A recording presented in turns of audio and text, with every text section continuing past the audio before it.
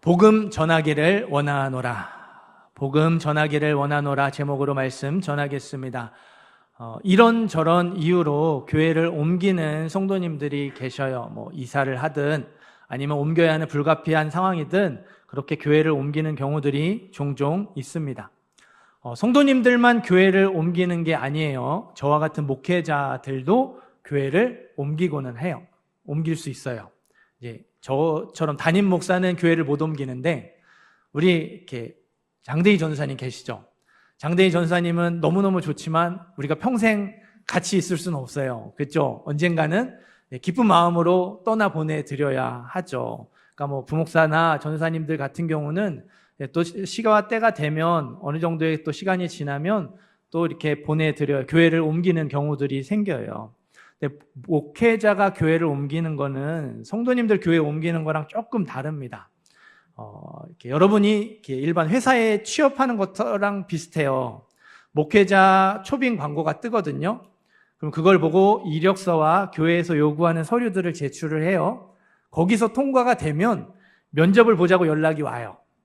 면접을 보고 나서 이제 우리 교회에서 사역을 할지 최종적으로 결정이 되죠. 똑같죠? 취업하는 거랑.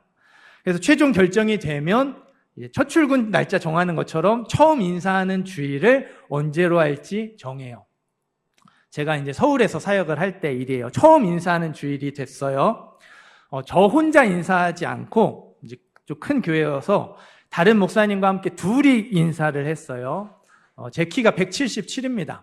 180은 못 넘지만 그래서 이렇게 키가 크다고 말하긴 그래도 키 작다는 얘기는 못 들어봤어요. 그런데 함께 인사하는 목사님 키가요 192였어요. 네. 사울 왕의 키가 성경에 사울 왕의 키가 모든 백성보다 어깨 위만큼 컸다고 하죠. 진짜 그 목사님 그랬어요. 제 머리가 그 목사님 어깨 근처에 있더라고요. 목사님이 저 머리 위에 머리가 하나 더 있는 거죠. 처음 이제 인사하는데 또 교회도 크니까 목회자들이 얼마나 많겠어요. 이름을 기억하는 성도들이 없죠. 대부분은 첫인상 그 특징으로 기억을 합니다. 그래서 이제 처음에 이렇게 이제 성도님들이 저를 부르는 호칭이 있었어요. 왜 이번에 새로 오신 목사님 있잖아, 키 작은 목사님. 네, 초반에는요 제가 키 작은 목사님으로 불렸습니다. 네. 로마서 이제 시작을 하는데요. 로마서는 목회자 바울이 로마 교회에 있는 성도들에게 보내는 편지죠. 바울이 로마서를 쓴 목적. 바울이 로마 교회 성도들에게 긴 편지를 써서 보낸 이유가요. 제가 좀 설명드린 목회자가 교회를 옮기는 상황과 비슷했기 때문입니다. 신약 성경을 보면요. 바울의 편지가 많이 나오죠. 대부분은 바울이 직접 개척한 교회에 보낸 편지거나 바울의 제자가 개척한 교회에 보내는 편지예요. 그러니까 바울이 누군지를 알거나 바울을 직접 만났거나 그런 사람들, 그래서 이미 자기가 갔던 교회에 편지를 보내는 거예요. 하지만 로마서는 달라요. 로마 교회는 바울이 세운 교회가 아닙니다. 오순절 성령의 역사를 통해서 예수님을 믿은 무명의 성도들이 세운 교회가 로마 교회예요. 그러니까 누가 로마 교회를 세웠는지 몰라요. 무명의 그리스도인들이 로마 교회를 세웠습니다. 그러니까 자기가 개척한 교회가 아니니까 바울을 만난 적도 없고 바울이 누군지도 모르는 거예요. 이미 세워져 있는 교회에 로마서를 편지로 보냈습니다. 8절 말씀 한 번 더 읽어볼까요? 8절 읽습니다. 먼저 내가 예수 그리스도로 말미암아 너희 모든 사람에 관하여 내 하나님께 감사함은 너희 믿음이 온 세상에 전파됨이로다. 아멘. 너희 모든 사람은 로마교회 성도들이죠. 너희의 믿음은 로마교회 성도들의 믿음이에요. 바울이 소아시아 지역, 지금의 터키와 그리스에서 복음을 전하고 있다가 믿음의 소문을 들었습니다. 로마교회의 소문을 들었어요. 그 정도로 로마교회가 좋은 교회였어요. 저 사람 뭔가 달라도 진짜 달라. 곳곳에 소문이 날 정도로 로마교회 성도들이 참 귀한 믿음의 사람들이었어요. 바울이 이제 이 터키 그리스 지역, 소아시아 지역에서 충분히 복음을 전했다고 생각을 했습니다. 3번 전도 여행을 했거든요. 그래서 이거 이제 정리하고 서바나 지역, 지금의 스페인에 가서 복음을 전하려고 계획을 세웠어요. 딱 그 타이밍에 좋은 교회가 있다고, 신실한 그리스도인이 있다는 믿음의 소문을 들은 거죠. 지금까지 바울을 후원해 준 교회는요, 안디옥 교회였습니다. 소아시아 지역과 가까운 곳에 있는 교회예요. 하지만 서바나 지역과는 너무 멀리 떨어져 있었어요. 서바나 지역과 가까운 곳에 있는 교회, 새로운 후원 교회가 필요했죠. 딱 그 타이밍에 로마 교회가 좋은 교회라는 소문을 들은 거예요. 위치도 절묘해요. 안디옥 교회와 서바나 지역 이 중간에 있어요. 너무 좋죠. 바울이 로마 교회를 찾아가서 인사하고 후원 교회가 되어 주십시오, 저를 선교사로 파송해 주십시오 부탁을 하려고 했어요. 그런데 13절, 형제들아 내가 여러 번 너희에게 가고자 한 것을 너희가 모르기를 원하지 아니하노니 지금까지 길이 막혔도다. 로마 교회를 방문하려고 했는데 지금까지 여러 차례 길이 막혔어요. 포기하지 않았습니다. 10절 보세요. 어떻게 하든지 이제 하나님의 뜻 안에서 너희에게로 나아갈 좋은 길 얻기를 구하노라. 계속해서 로마 교회를 갈 수 있는 방법을 찾았어요. 로마로 가는 길을 찾았습니다. 근데 계속 막히니까 길을 찾으면서 일단 편지를 먼저 보내기로 한 거예요. 바울이 왜 로마서를 썼는지 아시겠죠? 잘 따라오고 계시죠? 네. 서바나 지역의 선교를 위해서 로마 교회 후원을 받으려고 로마서를 썼어요. 선교사 바울이 안디옥 교회에서 로마 교회로 파송 교회를 옮기려고, 목회자가 교회를 옮기려고 로마서 썼습니다. 자기가 어떤 사람인지, 내가 무엇을 믿는지 자기소개서와 신앙 고백서를 적어서 로마서를 보낸 거예요. 1절을 보세요. 예수 그리스도의 종 바울은 사도로 부르심을 받아 하나님의 복음을 위하여 택정함, 선택을 받았다고 이야기하죠.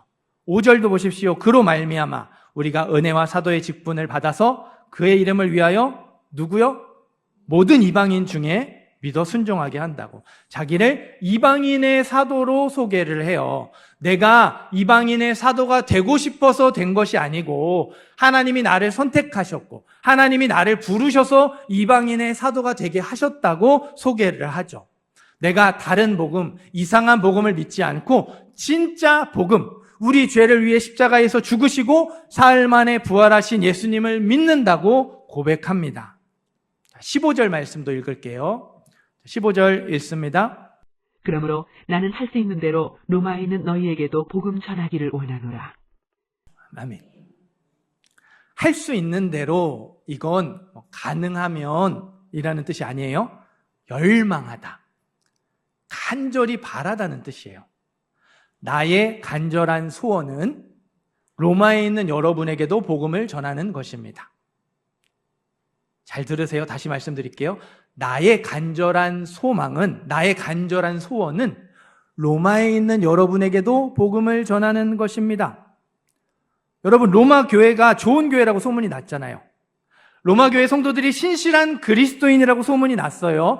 믿음의 소문을 들은 바울이 로마 교회 후원을 받으려고 편지를 썼죠. 로마서를 썼죠. 자기에게 어떠한 사명이 있는지, 어떤 계획이 있고 얼마나 굳센 믿음이 있는지 기껏 잘 소개해 놓고서요, 여러분도 예수님을 믿어야 합니다. 여러분 예수님 믿어야 돼요. 갑자기 전도해야겠다고 말하죠.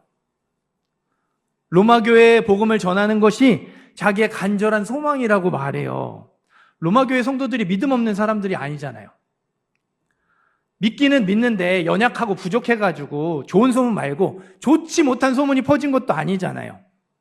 그런데 왜 나의 간절한 소원은 로마에 있는 여러분에게도 복음을 전하는 것입니다. 로마 교회 성도들에게 전도해야겠다고 말했을까요? 도대체 무엇 때문에 믿음의 소문이 퍼진 로마 교회가 다시 복음을 들어야 한다고 말한 걸까요? 16절 말씀도 읽어볼까요? 16절 읽습니다. 내가 복음을 부끄러워하지 아니하노니 이 복음은 모든 믿는 자에게 구원을 주시는 하나님의 능력이 되니라. 먼저는 유대인에게요, 그리고 헬라인에게로다. 바울이 로마 교회 성도들에게 전도해야겠다고 말한 이유, 여러분도 예수님 믿어야 합니다 말한 이유, 함께 읽은 16절의 답이 있어요. 내가 복음을 부끄러워하지 아니하노니. 내가 복음을 부끄러워하지 아니하노니. 나는 복음을 부끄러워하지 않습니다. 그러니 여러분도 복음을 부끄러워하지 마세요. 복음을 부끄러워하면 안 됩니다. 로마 교회 성도들이요, 복음을 부끄러워할 상황에 있었기 때문에 이렇게 말한 거예요.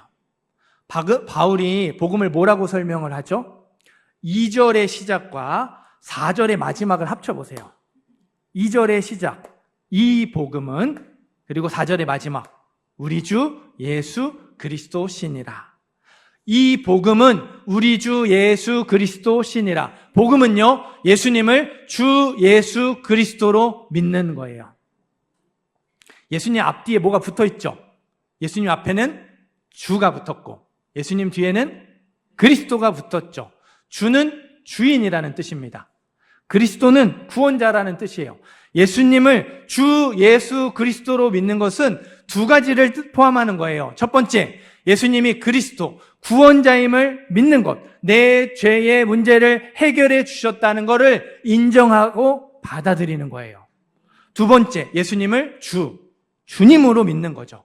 내 인생의 주인으로, 우리 가정의 주인으로, 우리 교회의 주인으로 인정하고 받아들이는 거예요. 예수님이 그리스도이심을 믿는 것은 필수, 예수님이 주인이심을 믿는 것은 선택, 이렇게 하시면 안 돼요. 둘 다 필수예요. 주로 믿는 것과 그리스도로 믿는 것 둘 다 필수, 둘 다 믿어야 돼요. 한번 우리 화면을 띄워주시겠어요? 우리 영상으로 예배 드리시는 분들도 볼 수 있도록 부탁을 드리고요.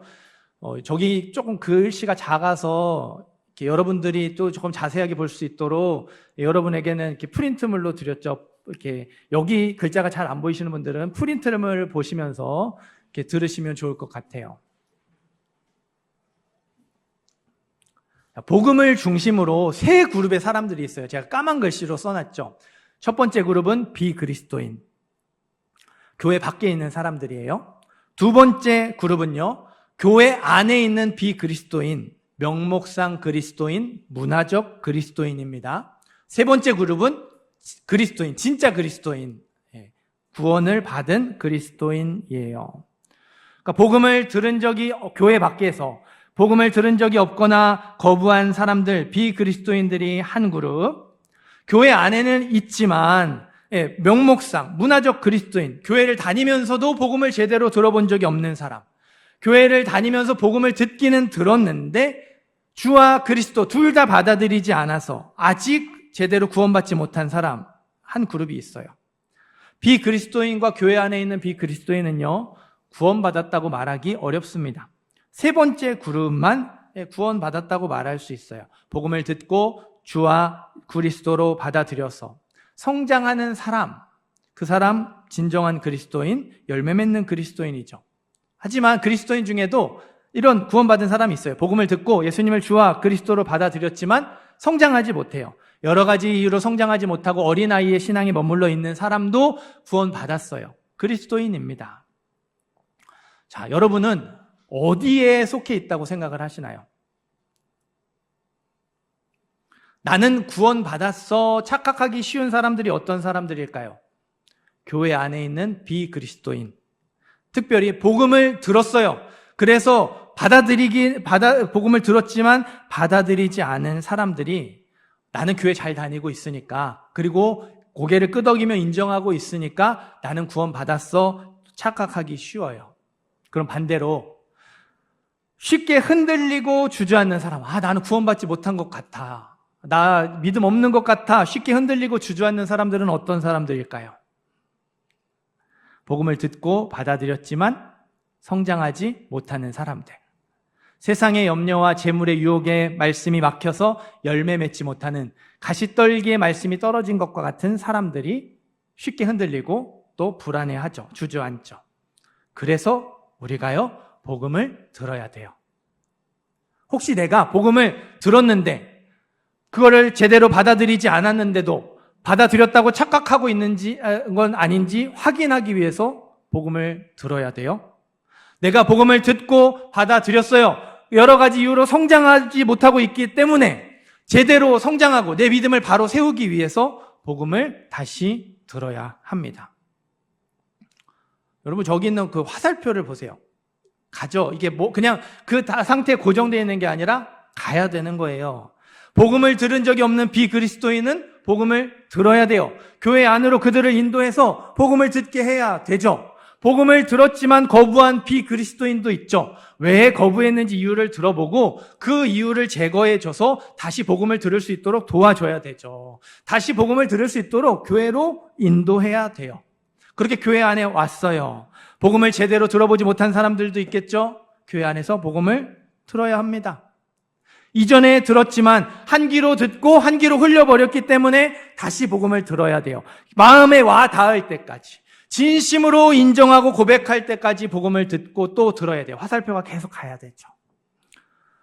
맨 그런 마지막에 있는 사람, 복음을 듣고 받아들여서 믿음으로 성장하고 있는 사람들도 예외는 아니에요. 성장이 멈추면 안 되잖아요.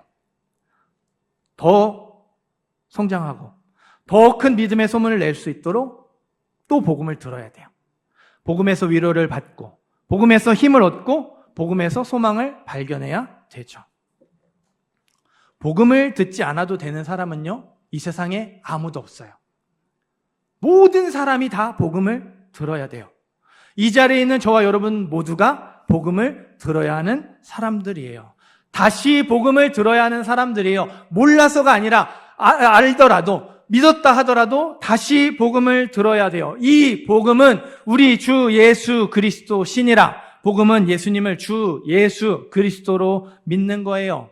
예수님이 내 죄의 문제를 해결해 주신 구원자이심을 믿는 것도 필수요. 예수님이 나의 주님, 내 인생의 주인이심을 믿는 것도 필수입니다. 둘 다 믿어야 돼요. 주와 그리스도 둘 다 믿어야 돼요. 예수님을 나의 구원자로 믿을 뿐만 아니라 예수님을 나의 주님으로 믿는 저와 여러분이 되기를 간절히 소망합니다. 그런 의미에서 우리 앞뒤 좌우 계신 분들에게 이렇게 또 좀 격려해 주세요. 다시 복음을 들읍시다.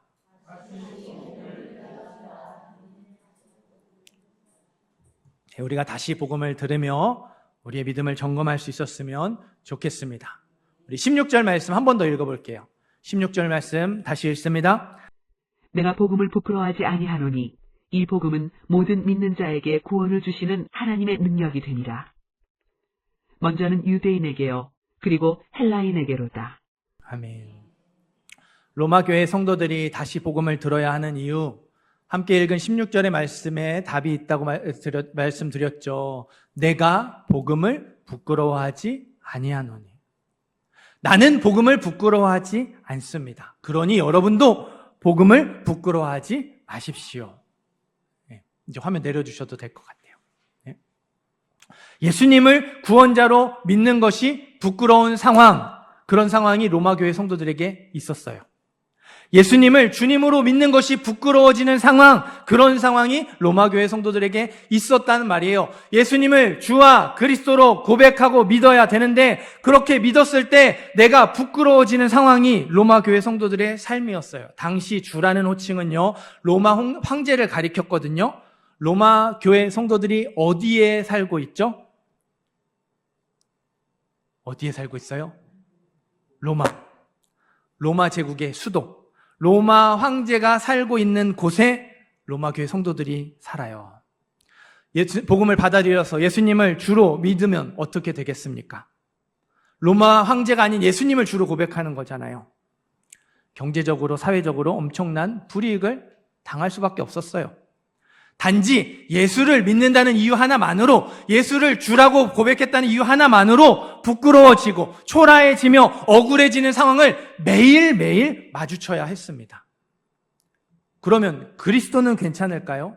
아니에요. 그리스도는 유대교에서 간절히 기다리는 메시아예요. 정통 유대인들은요, 2024년 현재에도 메시아를 기다리고 있어요. 그리스도가 오기를 기다리고 있습니다. 복음을 듣고 받아들여 예수님을 그리스도로 믿는 유대인 어떻게 되었을까요? 예수를 주로 믿는 헬라인이 당하는 어려움을 똑같이 당하는 거예요. 유대 공동체에서 철저하게 왕따를 당했죠. 여러분, 외국으로 이민을 갔어요. 외국으로 이민을 갔는데 거기에 있는 한인 공동체로부터 철저하게 왕따를 당한다고 생각해 보세요. 여기에서 왕따를 당하는 것과는 비교할 수 없을 정도로 괴로울 거예요. 외국이잖아요. 아는 사람 아무 없는 데서 그나마 의지할 수 있는 커뮤니티에서 왕따를 당합니다. 그게 유대인들의 삶이었었어요. 우리는 십자가에 못 박힌 그리스도를 전하니 유대인에게는 거리끼는 것이요 이방인에게는 미련한 것이로다. 헬라인은 헬라인대로, 유대인은 유대인대로 복음을 듣고 받아들여 믿은 것 때문에, 예수님을 주와 그리스도로 믿은 것 때문에 기피 대상이 됐어요. 왕따가 되었고요, 핍박의 대상, 조롱의 대상이 되었습니다. 학자들에 의하면요, 로마 교회는 큰 교회가 아니었대요. 이런 건물도 없었대요. 곳곳에서 이렇게 가정에서 모여 있는, 그것도 숫자가 많지 않은 작은 교회들이 로마 교회였다고 합니다. 예수님을 주로 믿는 것 때문에 로마에 찍혔잖아요. 예수님을 그리스도로 믿는 것 때문에 유대교에 찍혔잖아요. 왕따를 당한 사람들끼리 가정에서 3-4 모여서 예배드린 게 로마 교회였어요. 그게 몇 군데 없었대요. 그렇게 소수임에도 불구하고 복음을 듣고 받아들여 믿었고 성장했죠. 믿음의 소문이 곳곳에 퍼져갔습니다. 그러나 상황은 너무나도 어려웠어요. 믿음이 성장하지 못하도록 억누르고 짓밟는 상황이 계속되었죠. 믿음을 포기하게 만드는 유혹이 너무나도 많이 있었어요. 로마 교회의 성도들의 이런 상황을 바울이 잘 알고 있었어요. 바울 자신이 복음을 전하면서 겪었던 어려움들이거든요. 100% 이해하고 100% 공감했습니다. 그래서 로마 교회 성도들에게요, 다시 한번 복음이 무엇인지를 담대하게 선포하는 거예요. 내가 복음을 부끄러워하지 아니하노니 이 복음은 모든 믿는 자에게 구원을 주시는 하나님의 능력이라. 나는 복음을 부끄러워하지 않는다. 왜냐하면 복음은 구원이고 생명이고 구원과 생명을 얻게 하는 하나님의 능력이기 때문에, 복음은 능력이기 때문이다 선포해요. 죄의 결과로 영원한 죽음을 향해 달려가는 우리를 위해서 하나님의 아들 예수님이 이 땅에 오셨어요. 우리의 죄를 위해서 십자가에 죽으셨습니다. 사흘 만에 다시 살아나셔서 죽음의 권세를 이기셨죠. 승리하셨습니다. 이 진리를 믿는 모든 사람에게 주와 그리스도가 되셔서 영원한 생명을 얻게 하셨어요. 이게 복음이고 이것이 모든 믿는 자에게 구원을 주시는 하나님의 능력이에요. 이거를 제대로 깨달으라는 거예요. 복음에 구원이 있다. 복음에 너의 영혼이 죽느냐 사느냐 생명이 달려있음을 깨달아야 한다는 거예요. 그래서 이 복음이 구원이고 이 복음에 영생이 있음을 알아야 힘들고 어려운 상황을 이겨낼 수 있다라는 거예요. 여러분, 복음은 구원입니다. 여러분, 복음은 생명이에요. 생명을 얻는 것 때문에, 구원을 받는 것 때문에 힘들고 어려워질 수 있어요. 그러나 그건 부끄러운 게 아니에요. 힘들고 어렵다는 이유 때문에 생명을 포기하는 것, 살 수 있는 방법, 길을 포기하는 게 부끄러운 거고 어리석은 거죠. 힘들고 어렵더라도 구원을 받았잖아요. 내 영혼이 영원한 생명을 얻었잖아요. 이게 제일 좋은 것이지 뭐가 더 좋은 것이겠습니까?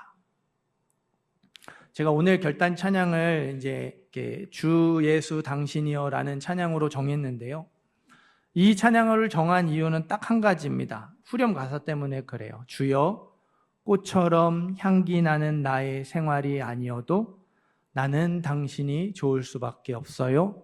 주 예수 나의 당신이여. 다시 읽어드릴게요. 주여, 꽃처럼 향기 나는 나의 생활이 아니어도, 이 다음이 중요해요. 나는 당신이 좋을 수밖에 없어요. 주 예수 나의 당신이요. 여러분, 여러분의 삶이 꽃처럼 향기 나는 아름다운 모습이 아니어도 그때에도 나는 예수님이 좋을 수밖에 없습니다. 나는 그래도 예수님이 좋습니다. 고백할 수 있습니까? 그걸 고백할 수 있게 만드는 게 복음이라는 거예요. 그게 복음의 능력이라는 거죠. 여러분, 저와 같은 목회자들은 부자 되려고 목사 되지 않아요. 그죠? 성공하려고 목사 되지 않습니다. 큰 교회 담임 목사 되려고 목회의 길을 선택하지 않아요. 하나님을 위해 살겠다고 내 삶을 하나님께 드리겠다고 결단하고 목회의 길을 선택을 합니다. 그럼 하나님을 위해 살겠다고 결단하고 목회자가 되었으니까 마음이 요동치는 일이 없을까요? 아쉬운 것, 답답한 것, 힘들고 어려운 것, 억울한 것 아무렇지도 않게 넘겨버릴 수 있을까요? 목회자도 똑같이 힘들어요. 괴롭습니다. 자존심 상하고요. 억울해요. 여러분처럼 하나님 앞에서 꽤 오랜 시간 끙끙대면서 씨름할 수 있고요.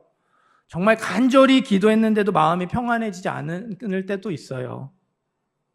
하지만 그럼에도 불구하고 이 목회의 길을 포기하지 않는 이유, 목회자로 살면서 고생하는 게 내가 구원받은 은혜에 비하면 터무니없이 작다는 걸 아니까. 힘든 건 맞는데, 괴로운 건 맞는데 이 수고스러움이 내가 받은 은혜에 비하면 너무너무 작은 걸 아니까 버티고 견디는 거예요. 복음의 능력, 구원의 은혜를 깊이 묵상하면서 또 넘겨버리는 거죠. 또 지나가는 거예요. 다 말씀드릴 수 없지만 저에게도 아쉬운 것, 답답한 것, 힘들고 어려운 것, 억울한 것 많이 있습니다. 그럼에도 불구하고 제가 이 자리에 있는 것, 부성교회 담임 목사라는 게 참 감사하고요. 참 행복해요. 복음이 능력이고 생명이라는 걸 알기 때문에 그렇습니다. 복음이 능력이고 생명임을 믿기 때문에 그래요. 그 복음의 메시지가 계속해서 제 마음을 울리고 제 영혼을 뒤흔들고 있기 때문에 또 버티고 견뎌내며 지나가는 거예요. 복음 때문에 힘들고 어려워지는 게 부끄러운 게 아니에요. 힘들고 어렵다는 이유로 복음과 멀어지는 게 진짜 부끄러운 거예요. 그거를 가슴 깊이 깨달아야 합니다. 여러분도 다시 복음을 들으셔서 아쉽고 답답하고 힘들고 어렵고 억울하더라도 복음 때문에 감사할 수 있었으면 좋겠어요. 복음 때문에 행복할 수 있었으면 좋겠어요. 꽃처럼 향기 나는 나의 생활이 아니어도 그래도 나는 당신이 좋을 수밖에 없어요. 고백할 수 있게 되었으면 좋겠습니다. 17절 말씀 읽어볼까요? 17절 말씀 읽습니다. 복음에는 하나님의 의가 나타나서 믿음으로 믿음에 이르게 하나니 기록된 바 오직 의인은 믿음으로 말미암아 살리라 함과 같으니라. 아멘. 그래, 나도 복음 때문에 감사할 수 있었으면 좋겠다. 그래, 나도 복음 때문에 행복할 수 있었으면 좋겠다. 나도 그렇게 되고 싶은데 그렇게 안 되는 거를, 마음같이 안 되는 걸 어떻게 하나 하시는 분들 계실지 모르겠어요. 물론 쉽게 되는 게 아니에요. 순식간에 되는 것도 아닙니다. 그래서 복음을 다시 들으셔야 돼요. 여러 번 복음을 들으셔야 되고요. 흔들릴 때마다, 괴로울 때마다 복음을 들으셔야 하는 거예요. 바울이요, 17절에 복음을 듣고 복음의 능력을 회복하는 방법을 알려주고 있어요. 믿음으로 믿음에 이르게 하나니 오직 의인은 믿음으로 말미암아 살리라. 복음 때문에 감사하고 복음 때문에 행복할 수 있는 방법, 믿음이에요. 믿음. 믿음으로 믿음에 이르러서 오직 의인은 믿음으로 말미암아 살리라. 우리가 믿음으로 살아가야 돼요. 믿음으로 믿음에 이른다. 조금 어렵죠? 쉽게 표현하면 이런 거예요. 처음부터 끝까지 믿음이다. 한번 따라해 보시겠어요? 처음부터 끝까지 믿음이다. 처음부터 끝까지 우리에게 필요한 건 믿음이에요. 우리가 예수님을 주와 그리스도로 고백하며 믿은 처음 순간부터 우리가 그 믿음을 가지고 살아가면서 하나님 앞에 서게 될 그 마지막 순간까지 처음부터 끝까지 우리에게 필요한 건 딱 하나, 믿음이에요. 믿음. 복음을 다시 듣고 복음의 능력을 회복하는 방법, 복음 때문에 감사하고 복음 때문에 행복할 수 있는 방법은 믿는 것, 믿음밖에 없습니다. 예수님을 나의 구원자로 믿고 또 믿는 것이고 예수님을 나의 주님으로 믿고 또 믿는 것, 그거밖에 없어요. 처음부터 끝까지 우리가 흔들릴 때마다 끊임없이 믿음을 점검해서 또 다시 믿기로 결단하고 또 제대로 믿기로 결단하고 계속해서 믿기로 결단하는 것, 그것밖에 우리에게는 방법이 없는 거예요. 그렇게 처음부터 끝까지 믿는 사람에게 어떠한 일이 일어날까요? 11절입니다. 어떤 신령한 은사를 너희에게 나누어 주어 너희를 견고하게 하려 함이니. 어떤 신령한 은사가 복음이에요. 복음을 나누어 주어서 너희를 견고하게 해주겠대요. 그러니까 복음을 믿고 그 능력을 회복하면 우리의 인생이 견고해집니다. 우리의 가정이 견고해지는 거예요. 우리의 힘으로 우리의 인생을 견고하게 할 수 없잖아요. 우리의 애씀과 수고로 우리의 가정을 견고하게 할 수 없잖아요. 우리의 인생을 견고하게 하는 것, 우리의 가정을 견고하게 하는 것은 하나님이세요. 오직 하나님 한 분이십니다. 내가 복음을 믿으면 하나님이 나의 가정을 책임져 주시고 나 인생을 책임져 주신다는 사실을 깨닫게 되고 흔들리지 않게 된다는 거예요. 12절도 보세요. 너희와 나의 믿음으로 말미암아 피차 서로 안위함 위로와 격려를 얻게 함이라. 여러분, 나를 위로해 줄 수 있는 건 내 친구가 아니에요. 나를 위로해 줄 수 있는 건 내 남편, 내 아내, 내 가족이 아닙니다. 나를 진짜 위로해 줄 수 있는 건요, 오직 하나님 한 분이세요. 나에게 소망이 되시는 분, 하나님 한 분이십니다. 하나님이 나에게 영원한 소망이 되실 수 있고요. 확실한 소망이 되실 수 있고요. 변하지 않는 소망이 되실 수 있어요. 돈도 우리에게 소망이 되지 못해요. 나의 인맥, 내가 바라는 모든 것들이 나에게 소망이 되지 못합니다. 내가 복음을 믿고 예수님을 주와 그리스도로 고백할 때에 어떤 일이 일어납니까? 진짜 위로자가 누구인지, 진짜 소망이 무엇인지를 다시금 깨닫고 발견하게 된다는 거예요. 하나님이 나의 견고한 반석이 되심을, 하나님이 나의 위로자가 되시고 하나님이 나의 소망이심을 발견하게 되고, 그래서 우리의 믿음이 더 굳건해지는 거예요. 그런 사람들에게 복음의 능력이 나타나게 될 줄 믿습니다. 로마교회 성도들처럼 믿음의 소문, 그리스도의 향기가 나타나게 되는 거예요. 주 예수 그리스도의 복음이 그럼에도 불구하고 나에게 살아갈 힘이 되는 거예요. 주 예수 그리스도의 복음이 여러분에게 살아갈 힘이 되시기를 바라요. 여러분의 하루를 살아가게 하는 원동력, 여러분이 그 힘들고 어려운 것들을 버티며 또 이겨내게 하는 힘이 되기를 바랍니다. 그럴 수 있다고 성경은 말하고 그래야 한다고 우리에게 가르쳐요. 그래서 복음을 다시 들으세요. 내가 너희에게 복음 전하기를 원하노라. 하나님이 우리에게 복음을 다시 한번 선포하라고 하시는 이유가 바로 여기 있습니다. 복음을 다시 들으시고 믿음을 점검하며 또 제대로 된 그 복음 앞에 서는 저와 여러분이 되기를 바랍니다. 그래서 처음부터 끝까지 우리에게 필요한 것이 믿음임을 깨닫고 믿음으로 살아가는 우리 모든 성도님들 되시기를, 모든 예배자들 되시기를 주님의 이름으로 축원합니다.